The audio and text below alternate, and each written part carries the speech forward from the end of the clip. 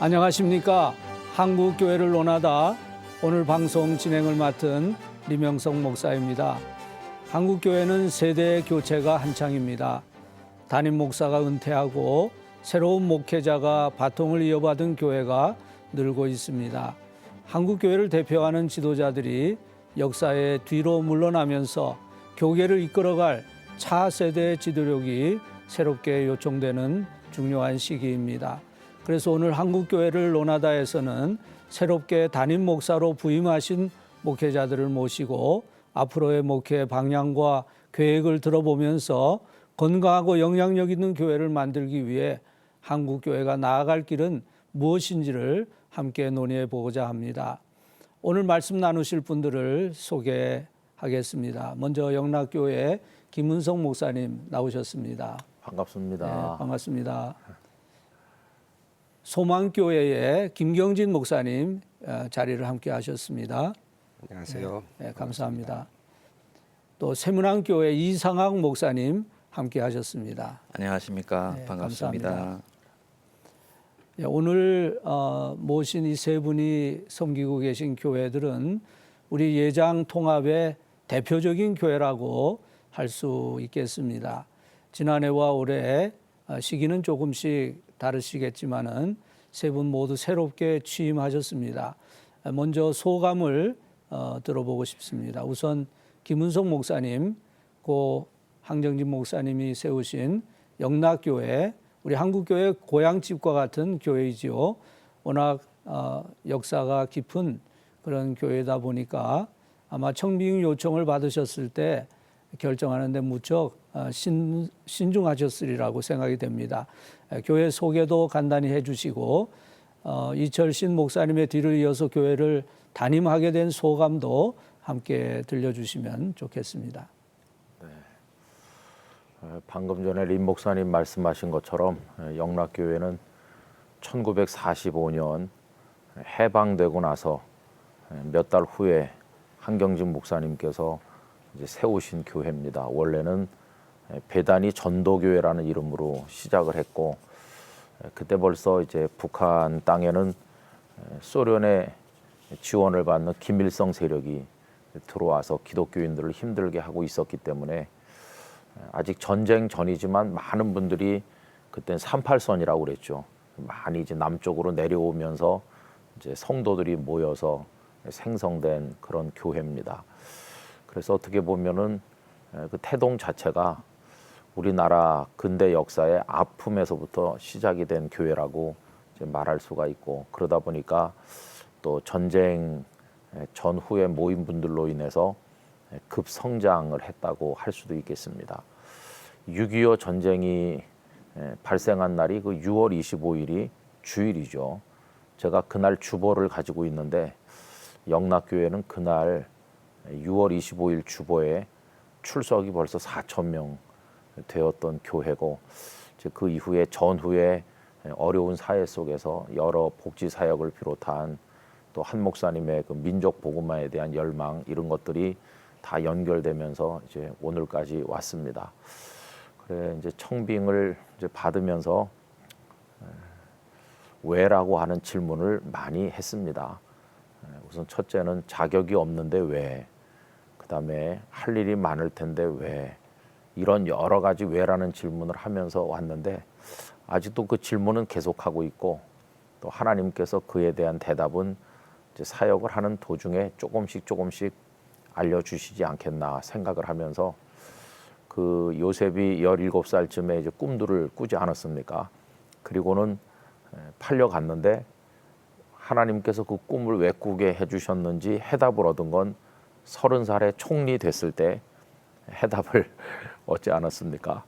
그래서 저도 왜 영락교회에 보내셨나 하는 해답을 은퇴할 때 가야 명확히 알으려나 그런 생각을 이제 하기도 하는데, 두려운 마음으로 부임해서 지나고 있습니다. 그래서 감사하기도 하고 또 하나님의 뜻을 찾는 그런 과정 속에 있습니다. 예, 김 목사님 뭐 부임하신 지 오래 안 되셨지만은 목회에 또 여러 가지 좋은 얘기들을 많이 듣고 있습니다. 이번에는 우리 김경진 목사님 1977년 곽선희 목사님께서 10명의 교인들과 함께 시작한 소망교회가 참 놀라운 부흥과 성장을 경험했습니다. 하나님의 은혜이죠. 앞으로 소망교회가 감당해야 할 역할이 클 것이라 기대합니다. 3대 위임 목사로 초빙되신 우리 김경진 목사님 소감을 좀 들어볼까요? 많은 분들이 아시다시피 우리 소망교회는 1980년대에 아주 급성장을 한 교회입니다. 강남 지역에서 탁월한 우리 일대 목사님이신 곽선희 목사님의 설교 말씀을 통해서 성장을 했습니다. 우리 일대 목사님이신 곽선희 목사님은 리더십과 그리고 목회 철학에서 매우 탁월하셨습니다. 그래서 그분의 그 목회 철학과 리더십은 지금까지도 연구할 만한 가치가 있고 또 계승할 만한 가치가 있는 그러한 정신이라고 생각이 듭니다. 그리고 나서 이후에 우리 이대 목사님이신 김지철 목사님께서 바톤을 받으셨는데 학자 출신답게 올곧은 목회 철학을 가지시고 그리고 투명한 그런 목회를 해 나가셨습니다. 1대와 2대 목사님을 통해서 우리 소망교회가 아주 아름답게 지금까지 정착을 해왔고요. 그리고 우리 성도님들이 굉장히 헌신도가 높은 교회가 우리 소망교회입니다. 저도 잘 몰랐는데 이번에 와 보니까 소망교회 성도님들의 헌신도는 매우 탁월함을 느끼고 있습니다.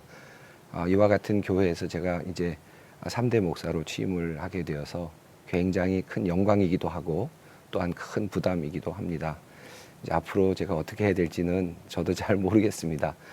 탁월하신 목사님 뒤를 제대로 따라갈 수 있을지 저는 그저 기도할 뿐입니다. 하나님께서 도와주시길 바라는 마음으로 이제 일을 시작하고 또 배우고 있는 중입니다. 네. 세문안 교회는 한국의 어머니 교회라 이렇게 칭하고 있는 교회입니다. 1885년 우리나라에 최초로 장로교 선교사로 들어오신 언더우드 선교사님이 그 이듬해 세운 한국 최초의 조직교회가 세문안 교회입니다. 이런 의미 있는 교회 역사에 대해서도 간단히 짚어주시고 7번째 담임 목사로 부임하신 소감도 한번 말씀해 주시기 바랍니다. 예, 그 언더우드 선교사가 1885년에 제물포에 처음 장로교 선교사로 들어오고 난 뒤에 정확하게 2년 지나서 1887년 9월 27일이네요. 예, 14명의 그 교인과 함께 우리 세문안 교회를 시작하게 됐습니다. 이미 그때 이제 장로 2분이 장립이 되셔서 최초의 조직교회라는 이름을 갖게 되었지요. 이제 우리 한국 사회와 민족이 굉장히 열강의 각축 속에서 풍전등화의 위기를 겪는 가운데 세문안 교회가 시작되었고요. 그런 부분에 있어서 언더우드 선교사가 복음 전파와 구한 말에 백성들을 깨우는 일들, 교육 사역들, 문화 사역들 굉장히 광범위하게 사역들을 진행을 하면서 그것이 한국 교회의 큰 모판을 만드는 데 중요한 역할을 했다고 생각을 합니다. 이제 그 흐름 속에서 도산 안창호 선생이나 우사 김규식 선생, 또 외솔 최연배 선생 이런 굵직한 그런 애국 애족 의식을 가진 선각자들이 교회 중심을 차지하면서 헌신하셨었고, 또 우사 김규식 선생은 그 임정을 세우기 전까지는 세문안 교회 장립 장로로 교회를 위해서 헌신하셨던 그런 분이십니다. 교회 안에 이제 그런 부분들을 이어받아서 그런 애국 애족 의식들이 굉장히 강한 부분들이 있고요. 또 이후에 우리나라의 경제적인 어려움들 속에서 경제가 다시 일어나고 또 우리 사회가 민주화에 뿌리를 내리는데 나름대로 공헌을 했다고 교인들이나 교회는 그렇게 자부심을 가지고 있습니다. 규모와 상관없이 교인들 안에서는 굉장히 세문안교회 담임 목사에 대한 어떤 그런 애전과 그리고 그것에 투영되는 그 부담도 많이 있습니다. 처음에 왔을 때보다는 부담이 점점 이제 커져가는 형국이었는데, 그럼에도 불구하고 이 부담을 부담으로 안게 되면 결국은 보내신 뜻을 이루는 데는 오히려 장애를 받는다. 그래서 가능하면 세문안교회 담임 목사이지만 하나님의 뜻을 받들라고 여기 보냈으니까 그 뜻에 섬세하게 반응하면서 충성하는 것에 초점을 두고 가고 있습니다. 그래서 요즘은 처음보다는 한결 편안한 마음으로 행보를 내딛고 있습니다. 네. 예. 예, 감사합니다. 세 분의 그 말씀을 듣다 보니까 제가 2003년도에 평촌교회 부임했던 또 말씀도 간단하게 드리도록 하겠습니다. 저는 20년 동안 이민 목회를 했습니다. 그 중에 7년은 나성영락교회 부목사로 있었고 13년은 선한목자 장로교회 담임 목사로 있었습니다. 20년 동안 이렇게 떨어져 있었기 때문에 그리고 또 성도들과 또 정도 많이 들어서 평촌교회 청빙을 받고 상당히 저도 많이 고심을 했습니다. 그런데 그때 이제 한국이 IMF가 일어나고 또 북핵 문제로 전쟁이 일어날지도 모른다 하는 그런 루머가 아주 많을 때였습니다. 그래서 제가 섬기던 교회에 있으면 좀 편안하게 목회를 마칠 수 있겠지만 그래도 개교의 목사지만 힘든 곳에 목회하는 것이 하나님이 기뻐하시지 않을까 이제 그런 생각하면서 또 그때 저희 부모님께서 들어오라고 자꾸 그러셨어요. 거역하기도 어렵고 그래서 제가 들어왔던 그런 기억이 납니다. 15년 이렇게 흐르는 동안에 또 하나님께서 많은 그런 목회에 은혜를 주셨음을 고백하게 됩니다. 지금 세 분의 그런 그 부임하게 된 소감을 들으셨는데 이제 오셔서 어떻게 이제 위임을 하시게 되었는가 하는 그런 과정도 아마 시청자님들 입장에서는 좀 궁금하실 것 같습니다. 우리 이상학 목사님께서는 이수영 목사님 은퇴하시고 한 6개월 후에 17년 7월 달에 정빙을 받아서 9월에 취임하셨는데 이제 지난해부터 정식 목회를 시작하셨죠. 그 과정과 절차를 좀 말씀해 주시면 좋겠습니다. 예. 그 세문안교회 청빙위원회가 구성이 되고 나서 저에게 접촉이 오셨던 것은 아마 재작년 5월 달이었던 것으로 기억을 합니다. 우리 이수영 목사님이 아시는 대로 학자시고 또 칼빈주의 신학을 깊이 연구하신 그런 분이셔서 아주 교회 목회를 보수적이면서도 아주 탄탄하게 해놓으셨고요. 그런 부분에 있어서 교회로서는 차기 리더십을 택하는 부분에 성전 건축도 해야 되고 한국교회는 어려운 상황에서 이 성전 건축을 어떻게 아름답게 갈무리하면서도 전환기를 성공적으로 헤쳐나가는 그런 리더십을 찾을 수 있을까 고심을 많이 했었던 것 같습니다. 그래서 교인들의 설문조사도 받고 그래서 우리 세문안교회 차기 담임 목사는 50대 초반이면 좋겠다. 뭐 이렇게 나이까지 그러는 가운데서 목회 경험이 좀 있는 중형 이상의 교회 목사님이시면 좋겠다. 뭐 이런 부분까지 해가지고 아마 이렇게 범위를 좁혀가면서 청빙 과정을 진행했던 것 같고요. 이런저런 경로들을 통해서 하나님이 저한테 그 부분들에 대해서 이제 그 초대가 있었다고 저는 생각을 합니다. 예, 초대가. 그래서 세문안교회 굉장히 중요한 교회고 또 저는 그 자리를 감당할 수 있는 자격이나 역량이 되지 않는 사람인데 이 부분에 대해서 어떻게 해야 되는가 하는 가운데서 좀 더 주님께 영광 돌리는 목회자의 길을 생각하면서 그 초대에 응하게 되었다고 말씀을 드릴 수 있을 것 같고요. 그리고 와서 그 위임 과정들은 이제 제가 교회 목회를 하면서 많이 소진된 부분들도 있어서 한 3개월 정도 안식월을 갖고 원래는 작년 1월 달부터 하기로 돼 있었는데 한 달을 앞당겨서 재작년 12월 달부터 시작을 해서 지금까지 이르고 있지요. 돌이켜보면 우리 세문안교회 청빙위원회가 차기 리더십을 선정하는 데 있어서 굉장히 기도를 많이 하면서 교회의 흐름 속에서 어떤 리더십이 와야 되는지 고심을 많이 했던 흔적들을 찾아볼 수 있었습니다. 예. 네. 예. 우리 김은성 목사님은 그 영락교회에서 이제 어린 시절 부모님과 함께 영락교회를 다니신 적도 있으시고 또 신학생 때 그 한경직 장학금도 받으셨다는 얘기를 들었는데 이제 그런 교회에서 청빙을 할 때 아마 그런 기억들이 아마 영향을 좀 줄 수도 있었고 아마 어떤 하나님의 뜻을 느낄 수 있었지 않았나 하는 생각도 듭니다. 청빙을 받고 위임 예배를 드리기까지의 과정을 좀 말씀해 주시죠. 사실 저는 뭐 그 앞에 목회하던 땅끝 교회에 28년이나 있었기 때문에 그리고 뭐 거기서 그저 은퇴한다는 생각을 다 굳히고 있었는데 이런 제안을 받게 됐을 때 사실 뭐라고 말하기 참 어려웠습니다. 그래서 이제 청빙위원들을 한 2번 만났고 그리고는 이제 뭐 땅끝 교회 장로님들께 그냥 있는 그대로 말씀을 전했고 그래서 이제 저는 빠지고 양쪽 장로님들 사이에 대화가 이제 좀 많이 있었고 그러면서 이제 자연스럽게 가닥이 이제 잡혀진 것 같습니다.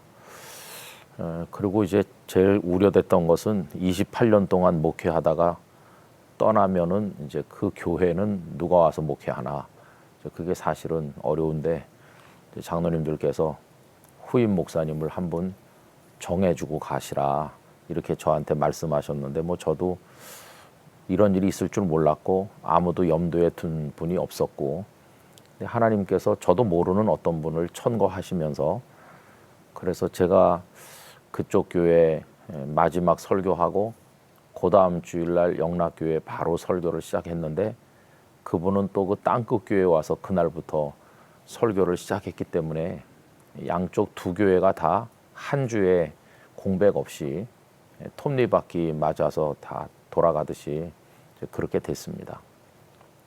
그리고 이제 영락교회는 처음부터 위임 목사로 청빙한다 이렇게 돼 있었고 땅끝 교회도 무조건 위임 목사님으로 청빙해야 됩니다. 이렇게 해가지고 청빙을 했고요.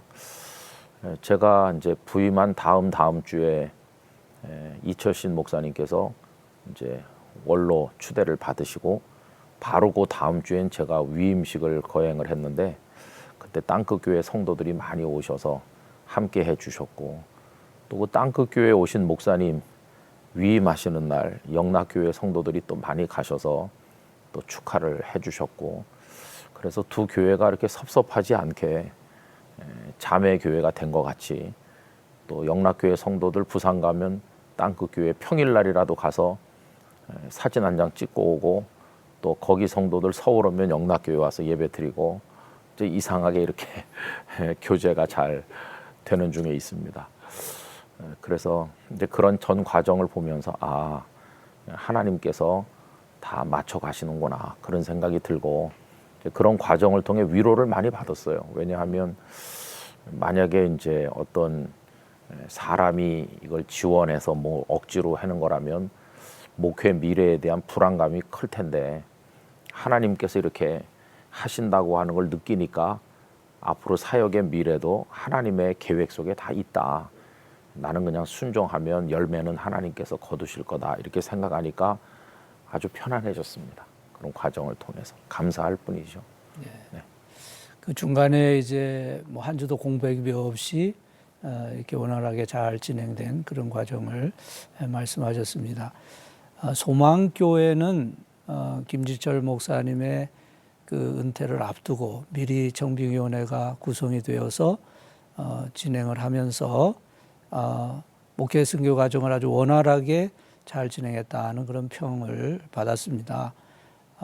우리 김 목사님이 이제 지난해부터 부임하셔서 동사원 목사로 같이 계시다가 1월 달에 취임을 하셨는데 그 승계 과정에 대해서 좀 말씀을 해 주시죠.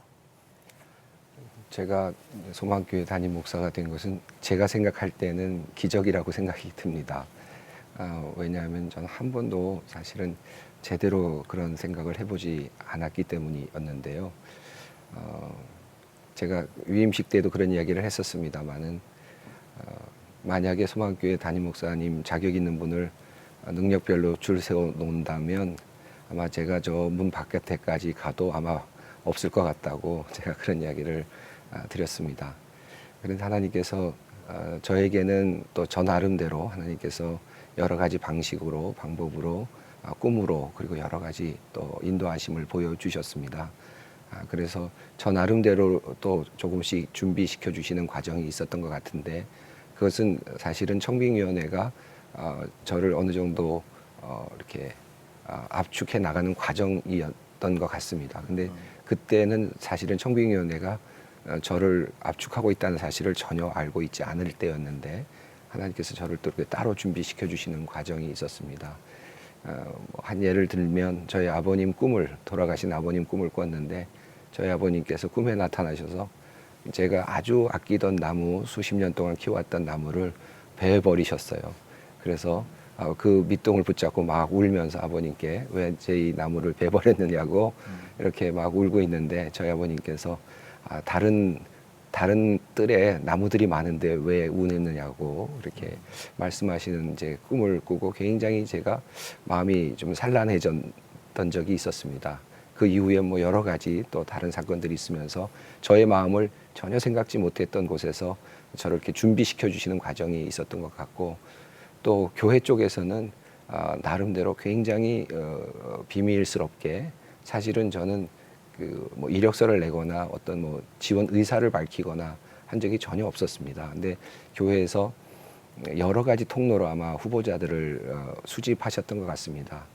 그런 과정을 통해서 결국은 청빙위원회가 저를 한 사람으로 압축하고 최종 결정을 한 후에 저에게 이력서를 달라고, 그래서 그 이후에 제가 이력서를 드리게 되었고, 또 자기소개서는 그 이후에 당회 결의하기 직전에 저에 대한 소개를 드릴 정도로 저에 대한 정보 거의 없이 교회에서는 나름대로 여러 가지 방식을 통해서 후보자를 이렇게 압축해 나가셨던 것 같습니다. 돌이켜보면 하나님의 섭리였다고 생각하고, 그 섭리를 느끼면서 저도 마찬가지로 김은성 목사님과 비슷한 마음인데, 하나님께서 하시는구나 하는 생각이 들었고, 그렇다면 이 일에 기꺼이 하나님께 맡겨야 되겠다 하는 생각을 가지고 이제 소망교회 담임으로 오게 됐습니다. 네. 역사성이 있는 교회, 또 대형 교회의 경우에 뭐 교계에서뿐만 아니라 또 사회에서도 그 목회 승계 과정에 대해서 관심을 많이 가지게 되는 것 같습니다. 우리 교단을 대표하는 교회에 부임하신 우리 목사님들, 그 부임 과정도 또 원활하게 잘 이루어지고 부임 이후의 목회도 잘 되는 것을 볼 때 참 감사한 마음을 가지게 됩니다. 네, 요즘 이제 우리 한국 교회 청빙하는 경우들을 보면은 뭐 좀 큰 교회 경우에는 뭐 수백 통의 그런 지원자가 오는데, 그런 결국은 한 사람 목회자, 우리 성도들의 영혼을 맡길 한 사람 목회자를 찾는 거잖아요. 그런데 그런 청빙 과정의 어떤 공정성이나 뭐 치밀함도 중요하겠지만, 이제 제가 생각할 때는 그 청빙하는 목사님에 대한 목회자에 대한 존중이 필요하지 않나 하는 생각이 듭니다. 이제 제 경우를 좀 생각해 본다면은, 제가 지금까지 담임 목회를 제가 3번째 하고 있고, 또 뭐 전도사 생활도 이렇게 여러 교회에서 했는데 한 번도 이력서를 내본 적이 없고요. 또 선보는 설교를 해본 적이 없습니다. 제가 생각할 때는 아마 그것은 이제 저희 아버님께서 많이 알려주신 분이고 또 존경받는 분이시기 때문에 아버님 덕을 받았다고 생각하지만, 제가 있던 그 미국 장로교 같은 데서도 선보는 설교를 하질 않아요. 그래서 뭐 요즘은 영상도 있고 테이프도 다 있고, 이제 필요할 경우에는 이웃교회를 부릅니다. 이웃교회를 불러서 그 청빙할 교회 뭐 위원들이나 그분들이 가서 설교를 들어요. 그렇게 해서 이렇게 그 과정에 청빙할 목사님에 대한 그 존중이 있는데, 요즘은 참 많은 목회자들이 지원하고 또 거기에 또 아주 장문의 목회 계획서를 쓰게 하고 뭐 이렇게 해서 뭐 면담을 한다든지 이런 과정도 필요하겠지만은 정말 한 분의 목회자를 찾는 그런 그 기도와 또 그런 과정을 참 존중하는 그런 분위기에서 이루어졌으면 좋겠다. 이제 그런 생각을 하게 됩니다. 지금 우리 한국 교회가 세대 교체가 지금 한창 많이 일어나고 있는데 차세대 그런 지도자와 지도력 잘 세워지는 게 너무나 중요하거든요. 그래서 우리 혹시 목사님들께서 이런 그 후임 목사를 청빙하는 일에 대해서 어떻게 하면 건강한 우리 교회 공동체를 잘 세워나가는데 유익한 그런 좀 의견이나 조언 같은 것이 있으시면 좀 말씀해 주시면 좋을 것 같습니다. 우리 이명성 목사님이 저는 굉장히 중요한 지적을 해주셨다고 봅니다. 그러니까 교회도 존중받아야 되고 또 목회자도 존중받아야 되고 그 부분들. 그래서 이제 저희 여기 새 교회 공통점이 아마 그런 부분들일 것 같습니다. 그 선보는 설교를 한다든지 미리 이력서를 내거나 목회 소개서를 내서 그 부분들을 리뷰하는 것이 아니고 청빙위원회가 다음 세대 리더십에 합당한 분을 좁히고 들어가서 어느 날 보니까 그분이 탁 튀어나온. 그러니까 이전식으로 하면 전형적인 일종의 고전적인 청빙이었죠. 요즘 같은 경우는 사실은 청빙 과정에 보면 그런 부분들을 제출해라. 물론 참고 자료는 될 수 있고요. 또 심지어 요즘은 성적표도 내십시오. 모르겠습니다. 저는 그 성적표가 어떻게 목회와 직접 연결되는지는 알지 못하겠는데 다분히 바로 그런 부분에서도 어떻게 보면 우리가 이미 청빙 과정에서 한국 교회가 이 기업에 마치 CEO나 리더를 뽑는 것 같은 그런 세속화된 부분들이 엿보이지 않는가. 물론 신중에 신중을 기하고자 하는 부분들은 충분히 이해가 되는데요. 그 밑에 흐르는 스피릿이 다음 세대를 이끌어갈 수 있는 영적 지도자를 찾는 과정이다 한다면은 좀 더 아름다운 방법들이 있을 것 같아요. 그래서 그런 부분들에 대해서는 우리 이명숙 목사님 말씀하신 대로 우리가 좀 더 깊이 고민을 하고 기도하는 과정 속에서 모든 사람이 볼 때 이건 정말 교회 지도자를 세워가는 정말 아름다운 절차다라고 생각할 수 있는 그런 감동을 주는 부분들이 있을 수 있다고 생각을 합니다. 그래서 그런 부분들 참 중요하다고 생각을 합니다. 오래전에 곽선임 목사님께서 하신 말씀이 박사학위 받으면 목회가 안 되니까 박사 받지 말라 그런 말씀하신 기억이 나는데 뭐 박사가 목회를 잘해주는 건 정말 아닌 것 같습니다. 혹시 뭐 김 목사님 좀 하실 말씀 있으셔요? 이제 그 말씀이 중요한 게 청빙 과정이 세상적 방법으로 되면 목회자를 존중하지 않게 됩니다. 우리가 뽑은 사람이지 하나님께서 보내주신 목회자라고 하는 생각을 덜 하게 되니까 이제 목회 중심이 이제 하나님 중심으로 목회자가 기도하면서 성도들의 영적 유익과 사명을 위해서 나가야 되는데 자꾸 그 인간적인 어떤 프레임 안에서 돌아가니까 이게 교회가 분규가 많이 생기고 이상한 추한 모습들이 나타나는 원인이 청빙 과정에서부터 비롯된다 그렇게 생각을 합니다. 그래서 오늘 아주 중요한 말씀들을 이제 하신 것 같아요. 네. 영락교회나 또는 세문안교회도 마찬가지겠습니다만은 저는 이제 소망교회 교우분들에게 굉장히 고마운 마음을 갖고 있습니다. 청빙 과정에서 아주 매우 정중하게 청빙을 받는 그런 느낌을 주셨기 때문에 존중받는 느낌과 또 신뢰받는 느낌을 가지고 일을 시작하게 된 것이 너무 감사했습니다. 그리고 소망교회 같은 경우는 42년 동안 지금 역사가 42년이 됐는데 42년 동안 우리 권사님들께서 24시간 한 시간도 빠짐없이 지금까지 기도를 해오고 계십니다. 그 기도 제목 중에 후임 목사에 대한 기도 제목이 항상 들어 있었다고 제가 이제 부임하고 나니까 권사님들이 말씀하시는 것을 들었습니다. 그래서 그런 또 시작하셨겠네요. 또 시작하셨을 거라고 생각하고 네. 그런 기도와 또 끊임없는 그런 기도와 더불어서 또 그 목회자를 신뢰하는 그런 청빙, 그것이 한국 교회에 필요하지 않을까, 모든 교회들의 귀감이 되지 않을까 하는 그런 생각을 갖습니다. 네, 감사합니다. 지금까지는 이제 그 청빙 그 과정과 이제 그런 청빙을 받기까지의 그런 대화를 나누었는데, 청빙 받은 이후에 이제 앞으로의 목회 계획과 또 방향에 대한 얘기를 좀 나눠보면 좋겠습니다.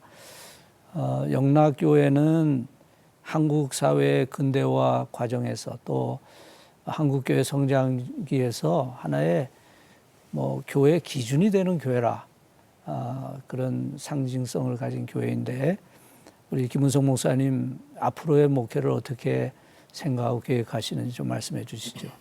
그래서 사실은 뭐 저도 영락교회 제가 지원한 게 아니고 뭐 아무것도 낸 것도 없이 그냥 와서 일단은 이렇게 보고 있는데, 이제 크게는 두 가지 방향으로 이제 생각을 하고 있습니다. 첫째는 뭐니 해도 교회가 존재하고 성도들이 있는 거는 하나님을 잘 믿기 위한 거니까, 하나님을 잘 믿기 위한 방향으로 목회를 해야 되겠다. 거기 뭐 예배를 잘 드린다든지 하는 기본적인 것들이 이제 나올 거고요.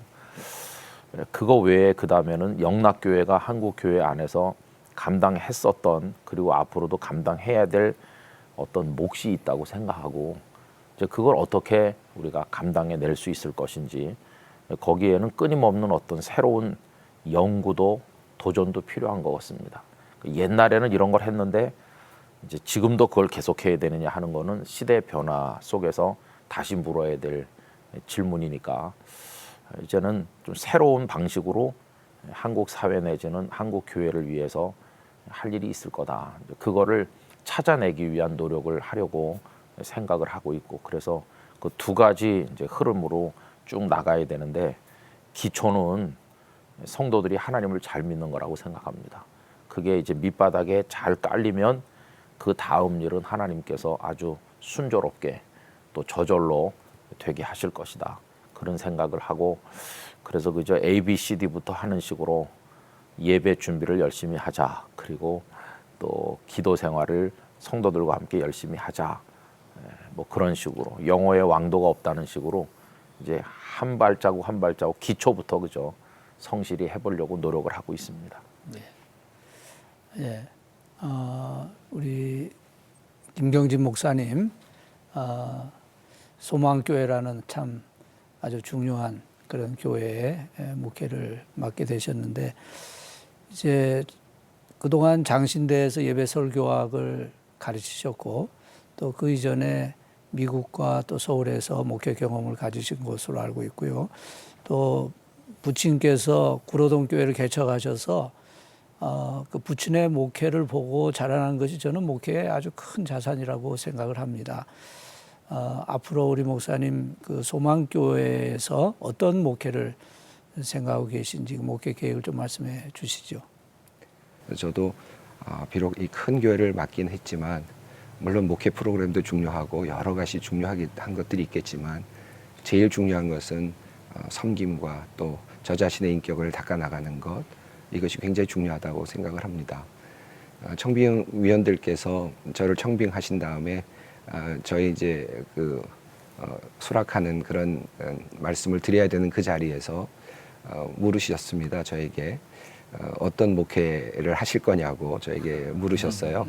그래서 제가 그때 말씀드린 것은 그때만 해도 저는 청빙 받은 지 얼마 되지 않았고 생각할 겨를도 없었고 또 목회를 한 번도 그렇게 생각해 본 적이 없었기 때문에 우리 청빙위원들께 이렇게 말씀드렸습니다. 제가 꿈꿨던 거, 그리고 또 하나님께서 왜 여기까지 이끌어 오셨는지, 어떤 확신을 가지고 제가 목회의 자리에 예스라고 할 수 있게 되었는지, 하나님의 이끄심에 대한 말씀을 드리고는 목회 계획에 대해서는 아직 제가 하나도 없습니다.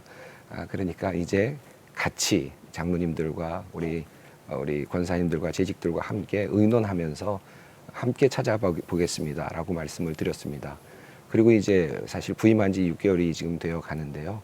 아직 제가 뭐 길을 발견했다고 생각이 들지 않고 우리 장로님들과 재직들과 함께 지금 의논하고 또 토의하고 여러 모임을 통해서 문제가 있다면 문제가 무엇인지 그리고 방향이 있다면 어떤 방향으로 가야 될지를 지금 이제 숙고하며 시작하고 있는 중에 있습니다. 사실 우리 소망교회는 뭐 탁월하신 두 분의 목사님이 이미 목회를 하셔서 모든 목회의 틀이 잘 잡혀 있는 그런 교회입니다.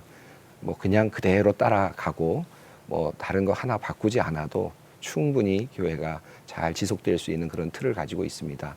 저는 근데 그곳에서 맡겨진 일 감당하고 그리고 설교하면서 차근차근 목회의 어떤 비전을 함께 발견해 보려고 노력하고 있습니다. 네, 감사합니다. 세문안 교회의 목회 계획을 여쭙기 전에 먼저 축하의 말씀을 드리고 싶습니다. 근래에 6번째 새 예배당을 건축하시고 뭐 저도 입당 예배 때 가보았지만은 아주 너무나 아름답고 훌륭한 예배당, 우리 성도들의 그 헌신과 기도로 이루어진 그런 예배당을 볼 수 있었습니다.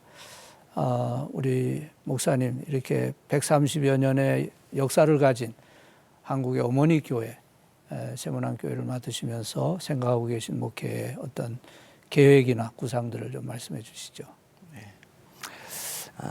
우리 두 분 교회도 마찬가지일 것 같은데 우리 현대 교회가 한국 교회도 이제 전통이 한 130년 이상이 되어 가면서 교회 예식도 있고 의식도 있고 하나님을 경배하고 경외하는 모양은 잘 갖춰져 있다고 봐요.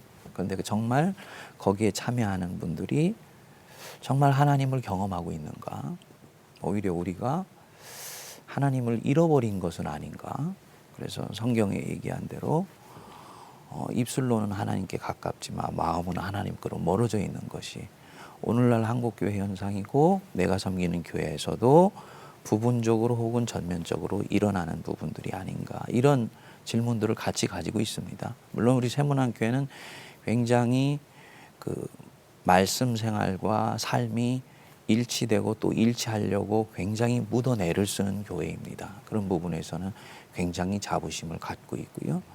그럼에도 불구하고 정말 이들 속에 하나님을 온전히 돌려드리고 이들이 하나님 중심으로 정말 주님의 사랑에 이렇게 젖어서 은혜 생활을 할 수 있도록 하는 그런 교회가 지금 필요하지 않은가. 특별히 이제 우리 세문안교회는 도심교회이기 때문에 아주 그 건조해지고 딱딱하기 쉬운 그 콘크리트 한복판에서 은혜의 공동체를 세워간다는 면에서는 그 잃어버린 혹은 우리 안에 상실해가는 하나님을 돌려드릴 수 있도록 해보는 부분은 굉장히 중요한 부분이다라고 생각을 해서 주로 제가 그쪽에 초점을 많이 맞추고 있죠. 그래서 옛날에는 많이 하지 않았던 하나님에 대한 이야기를 많이 하고 있고요. 그래서 어떤 분들은 제 목회를 보고 뭐 영성 목회다 이렇게 얘기를 하는데 꼭 그렇지는 않은 것 같고 뭐 그건 어떻게 불러도 상관없다고 생각을 합니다. 아마도 우리 다른 목사님들도 비슷한 고민의 연장선상에서 하시고 있는 것 같아요. 이제 그런 측면에서